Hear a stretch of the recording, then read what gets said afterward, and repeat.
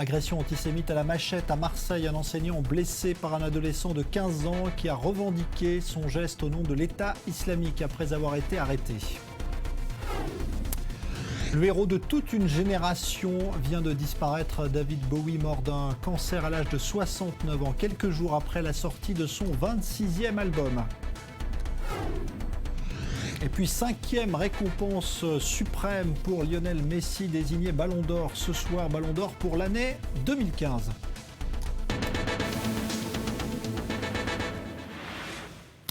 Aux États-Unis, le marché automobile retrouve des couleurs, des ventes records et une industrie qui semble repartir de l'avant. La preuve, le salon automobile de Détroit qui s'ouvre aujourd'hui redevient une place forte mondiale, notamment pour la présentation des nouveaux modèles. David Klezewski. Un salon aux allures de fête. Le secteur de l'automobile se porte bien et Détroit, ville en faillite, retrouve des couleurs après avoir été frappé de plein fouet par la crise de 2008. Il y a encore quelques années, les constructeurs se faisaient discrets au salon, attirés par les opportunités en Chine notamment. Désormais, les plus prestigieux ont fait le déplacement fort de leurs bons résultats. En 2015, plus de 17 millions de véhicules ont été vendus sur le marché américain, un record. Faible prix de l'essence, accès facile au crédit et relative croissance économique sont les éléments qui expliquent cette reprise. Autre facteur, les ambitieux plans de relance économique de l'administration américaine. Souvent critiqué pour sa politique extérieure, Barack Obama peut en revanche se targuer d'avoir contribué à la renaissance de Détroit. Il y a 7 ans, l'industrie automobile américaine était au bord de l'effondrement. Depuis notre plan, nos constructeurs ont créé plus de 640 000 emplois et réduit le taux de chômage de la région de Détroit de plus de la moitié. La plupart des constructeurs affichent leur satisfaction, à l'exception notable de Volkswagen. L'ancien numéro 1 mondial s'est retrouvé au cœur du pire scandale de son histoire avec les logiciels truqués de gestion des moteurs diesel pour passer les tests anti-pollution américains. Dimanche soir encore, le patron Matthias Müller a affirmé être sincèrement désolé. Dans le même temps, les autres géants font des progrès. La morale du salon est que le malheur des uns fait le moteur des autres. Nous allons sortir un tout nouveau moteur diesel avec une efficacité encore plus grande et qui est extrêmement propre. Nous avons une croissance de 13% au niveau mondial, plus que tous nos concurrents. Et en 2016, les bons chiffres des ventes devraient rester similaires. Après avoir été tirés par les pays émergents, la croissance automobile se fait à nouveau sentir en Amérique du Nord et en Europe. Alors, dans l'actualité économique ce soir, il y a également ce procès à sensation qui s'ouvre en Grande-Bretagne. Plusieurs banques européennes qui sont sur le banc des accusés. Bonsoir Lionel Friedfeld. Cela concerne Charles. les taux taux bancaires qui ont été manipulés. Effectivement, l'Euribor. Et en fait, on incrimine la Société Générale, Barclays et Deutsche Bank. Et plus particulièrement 13 traders. Alors, il y a des Allemands, des Italiens, des Danois et surtout 3 Français. En fait, ils sont entendus sur le prix, notamment de ce taux. Alors, ce qui est intéressant quand même, c'est que déjà en 2013, la Commission européenne avait donné une amende de 1,7 milliard d'euros, notamment pour punir d'autres banques. Les États-Unis essayent aussi de punir ces banques. Jusqu'à présent, c'est à peu près 9 milliards d'euros en pénalités qui ont été infligées à ces banques. Et puis dans l'actualité, il y a également Apple qui est en train de réussir son pari dans le domaine de la musique en ligne avec 10 millions d'abonnés. Ça y est. Effectivement, Apple Music va sans doute ou peut-être devenir le numéro 1 du streaming musique en ligne. Aujourd'hui, il y a 10 millions d'utilisateurs. Spotify, numéro 1 mondial, est à 20 millions. Il y a une valorisation à 8 milliards de dollars. Mais Apple est en train d'exploser tous les compteurs. Il a même dépassé Deezer, on va dire, la plateforme française, on s'en souvient, qui devait exploser. Ils ont notamment annulé leur introduction en bourse. Véritablement, c'est une diversification réussie pour Apple. Et on peut imaginer qu'aujourd'hui, avec la mort de David Bowie, les téléchargements... ventes vont exploser. Exactement, merci à Lionel Friedfeld, donc analyste financier.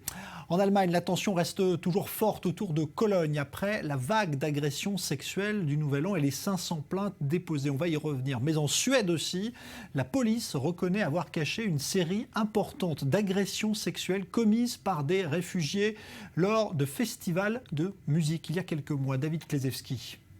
La Suède, à son tour dans la tourmente, comme en Allemagne, la police est accusée d'avoir minimisé une autre vague d'agressions sexuelles. Et comme en Allemagne, l'affaire concernerait des réfugiés récemment arrivés sur le territoire, selon la presse locale. Le responsable de la police masque mal son embarras.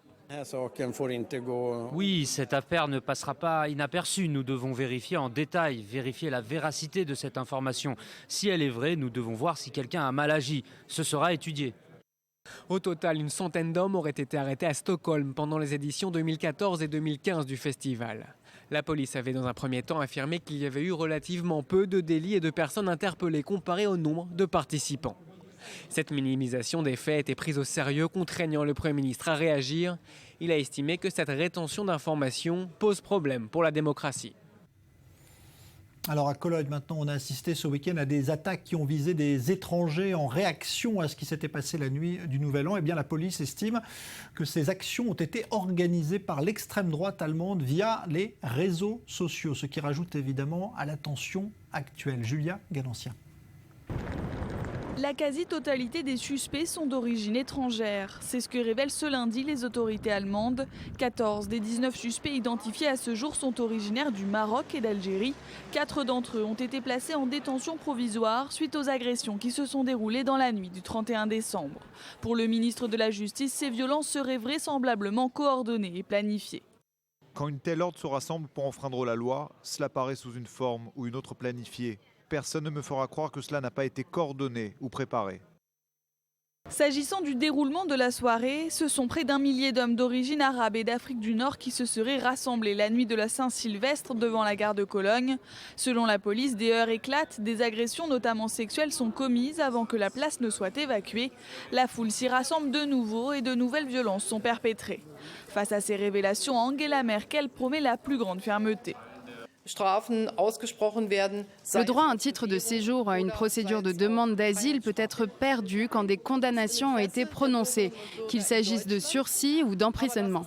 C'est dans l'intérêt des Allemands, mais aussi dans celui de la grande majorité des réfugiés qui sont arrivés chez nous. Et c'est très important. À ce stade de l'enquête, rien n'établit la culpabilité des réfugiés, mais les événements de Cologne instillent la méfiance dans l'opinion publique. Dans la nuit de dimanche à lundi, 6 Pakistanais et un Syrien ont ainsi été violemment agressés par des inconnus. Les 2 incidents impliquent au total une vingtaine de personnes. 2 Pakistanais ont été hospitalisés.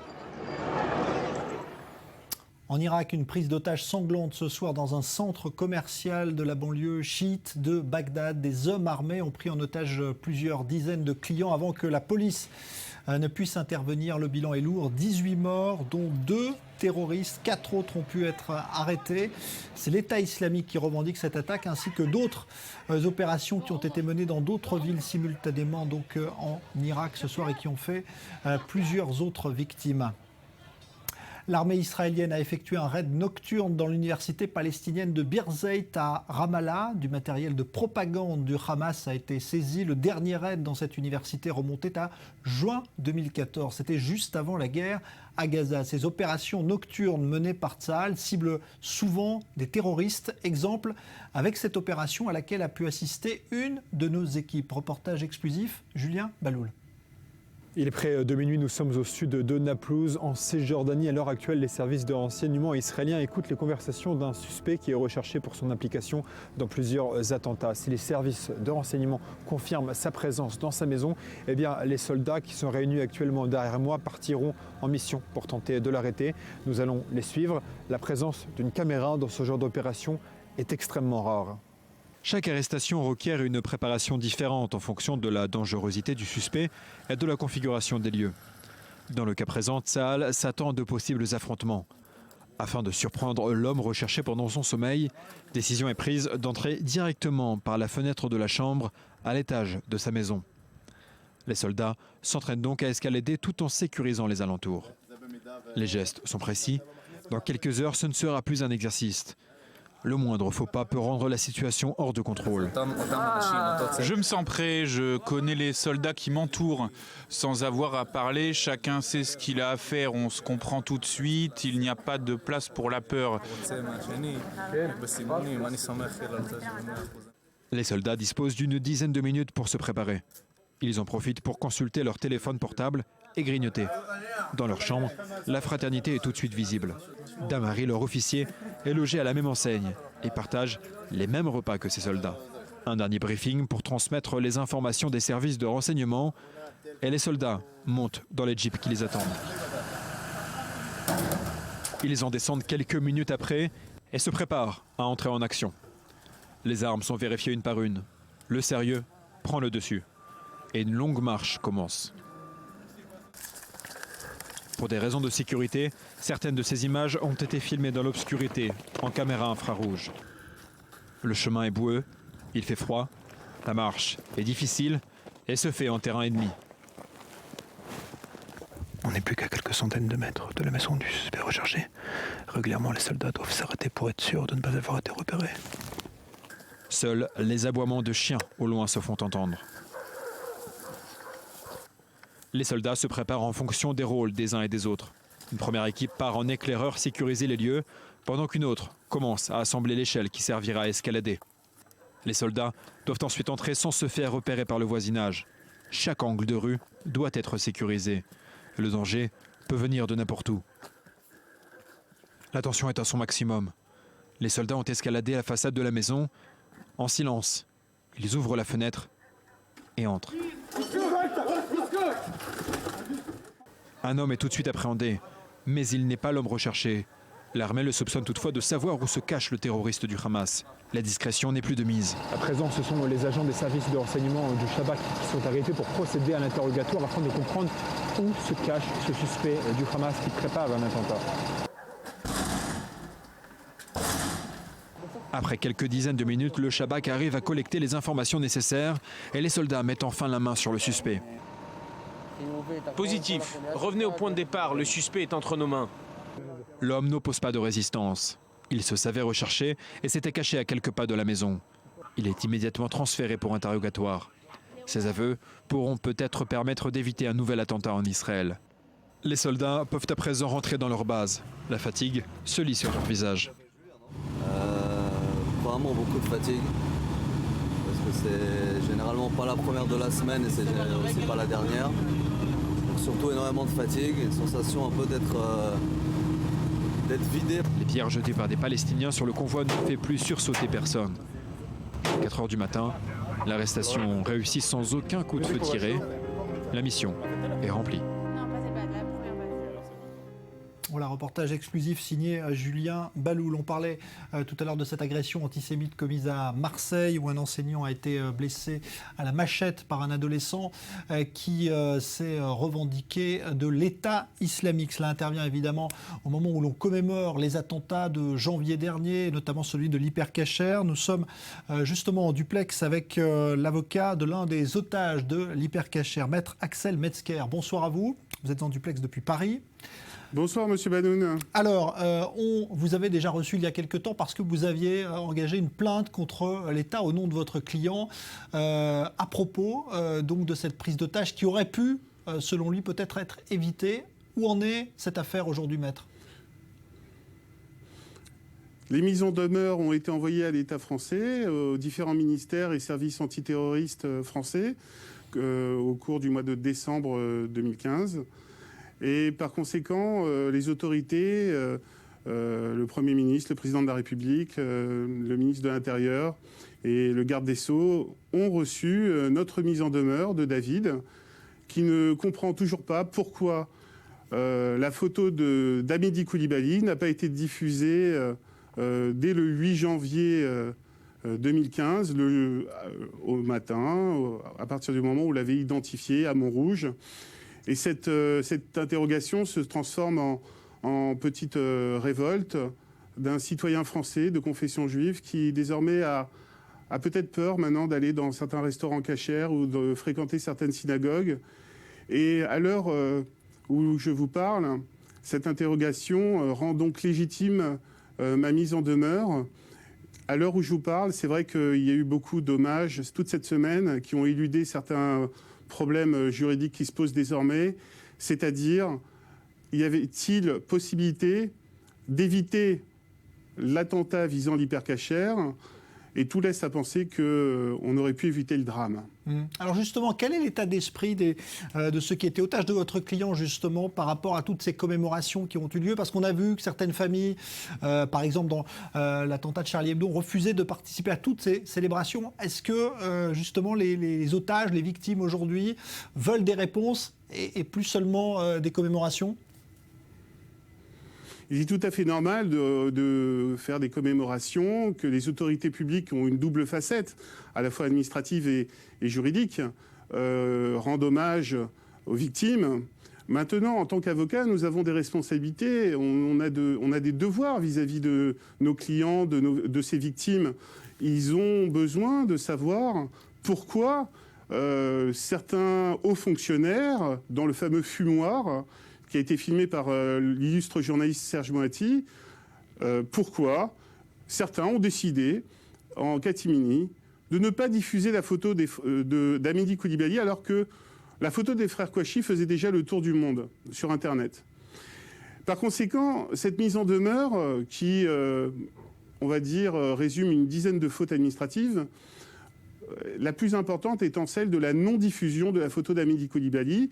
Et d'ici 2 mois, je déposerai devant le tribunal administratif de Paris notre plainte si, d'ici là, les autorités ne nous répondent pas à cette question cruciale qui a changé et bouleversé l'avenir, peut-être, de la communauté juive en France. Par conséquent, notre mise en demeure est une légitime défense, puisque, il faut le dire également, que beaucoup de juifs sont heureux en France, et ce bonheur d'être en France ne doit pas oublier que les autorités ont un devoir vis-à-vis de cette communauté. Par conséquent, notre mise en demeure est une réaction non émotionnelle, basée sur des procès-verbaux qui accablent, il est vrai, l'administration, les services antiterroristes, qui ont décidé, je vous donne un exemple, de faire une enquête de voisinage avec la photo d'Amélie Coulibaly. Ils ont fait appartement par appartement. Est-ce que vous connaissez Amélie Coulibaly ? Franchement, en matière de lutte contre le terrorisme, on mérite mieux, d'autant plus que tout le monde sait, même les policiers le savent. Dès le 8 janvier, Amélie Coulibaly visait l'école juive de Montrouge. Par conséquent, la vigilance a été lâchée d'un cran au lieu d'être augmentée d'un cran. Et nous avons ce sentiment que la vie de David, mon client, a été mise en suspens par la faute, par ce manque de vigilance des autorités qui auraient dû, à l'heure où tout le monde sait diffuser une photo sur Internet, il est regrettable que cette photo n'ait pas été diffusée de manière massive pour bien montrer son visage, qui était le 3e homme du gang qui a semé la terreur en France. C'était bien le 3e homme. Et tous les services de police savaient que les frères Kouachi et Amélie Coulibaly étaient des amis de longue date. Quelques semaines avant les attentats, Amélie Coulibaly venait offrir des offrandes, des cadeaux à Saïd Kouachi et à son épouse dans son appartement, en sachant que Amélie Coulibaly a été libérée en juin 2014. Il n'était pas surveillé alors qu'il voulait alors qu'il venait de participer quand même à des actes terroristes, puisqu'il a participé quand même au projet d'évasion de Belkacem, l'artificier des attentats terribles de Saint-Michel, de 95, qu'il ne faut pas oublier. Par conséquent, quand on connaît le parcours de Cherif Kouachi dès le 7 janvier, et quand on sait que dans les archives judiciaires qui sont véritablement ma source principale, on découvre qu'il voulait incendier des synagogues dès 2005, ça a été retranscrit dans des procès-verbaux de 2007, que toutes les autorités savaient que Cherif Kouachi avait pour but d'intimider et de faire peur aux Juifs, c'est marqué dans les procès-verbaux. Et encore une fois, vouloir incendier des synagogues, bah écoutez, si tout le monde l'a oublié, moi je ne l'ai pas oublié, c'est pour ça que nous devons créer peut-être une nouvelle jurisprudence en ce domaine et faire en sorte qu'en matière de terrorisme, tous les moyens soient donnés à l'administration afin de protéger la sécurité du peuple français et du peuple européen également, et au Moyen-Orient. Merci évidemment. Beaucoup. Merci Maître Axel Metzger d'être venu évoquer cette plainte déposée donc prochainement contre l'État français après l'hypercacher, un an après donc justement cet attentat. La politique et un vent de fronde à gauche en France. Plusieurs personnalités signent une tribune dans le journal Libération d'aujourd'hui pour réclamer des primaires avant la présidentielle de 2017. C'est un vrai geste de défiance envers François Hollande, le chef de l'État. Gabriel Nolin. La grogne monte à gauche. C'est un appel paru dans le journal Libération ce lundi. L'appel d'intellectuels comme l'économiste Thomas Piketty et des dirigeants écologistes tels que Daniel Cohn-Bendit pour une primaire des gauches et de l'écologie en vue de 2017. Pour que l'élection de 2017 contribue vraiment à la sortie de la crise politique et ouvre enfin de nouvelles perspectives économiques, sociales, environnementales et démocratiques, il faut qu'il ait été débattu et mis en lumière des choix et des alternatives claires sur les enjeux majeurs. Selon eux, cette primaire à gauche doit se tenir au même moment que celle de la droite, en novembre. Figure également parmi les signataires l'eurodéputé écologiste Yannick Jadot, le démographe Hervé Lebras, l'écrivaine Marie Desplechin ou encore le cinéaste Romain Goupil. Un appel qui traduit avant tout un ras-le-bol du courant actuel pris par le Parti socialiste et le courant social-démocrate assumé par Valls et Hollande. Alors Léa Berdugo, bonsoir. Cet appel montre qu'il subsiste, et elles semblent bien perdurer, des divisions à gauche. Oui, il faut rappeler que ces divisions ne datent pas d'hier. Depuis un certain nombre de mois, la gauche est fracturée. En cause, la ligne social-démocrate défendue par François Hollande et Manuel Valls, une idéologie qui ne plaît pas du tout à une certaine frange du Parti socialiste, celle la plus à gauche. François Hollande s'éloigne de sa base, critique entendue dans les couloirs du PS. Manuel Valls et Emmanuel Macron mènent une politique de droite, etc., etc. Alors cette fracture s'est illustrée d'autant plus suite aux attentats de novembre et aux mesures défendues par le pouvoir actuel après ces attentats extrêmement contestés, la déchéance de nationalité pour les terroristes binationaux et également ceux qui sont nés sur le territoire français. C'est la nouveauté. Alors cela crée, selon certains, deux catégories de citoyens et cela entraînerait même une stigmatisation d'une certaine partie de la population. Alors il y a une autre source de tension, on en a déjà parlé, mais c'est bien sûr l'inscription de l'état d'urgence dans la Constitution. Oui, l'État français serait-il en passe de devenir un État sécuritaire? C'est une critique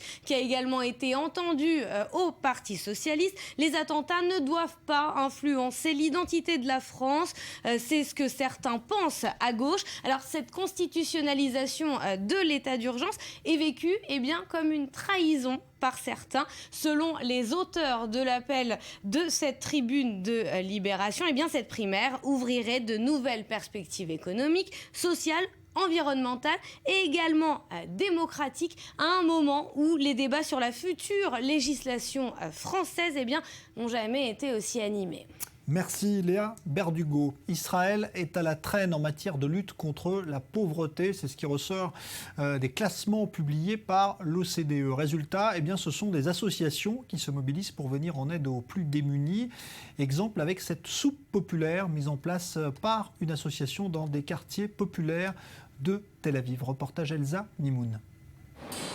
Il est presque 10h30, on s'active dans cette ancienne synagogue du sud de Tel Aviv qui fait désormais office de salle à manger pour la soupe populaire de l'association Lazova. Ici, plus de 2000 repas sont préparés chaque jour, 400 à 500 sont pris sur place, le reste emporté. Les candidats sont les laissés pour compte, les sans domicile fixe ou bien encore des familles qui n'arrivent pas à joindre les deux bouts. On reçoit des gens de 1 à 80 ans, on ne leur demande rien. Ils peuvent tout simplement venir ici et recevoir de la nourriture.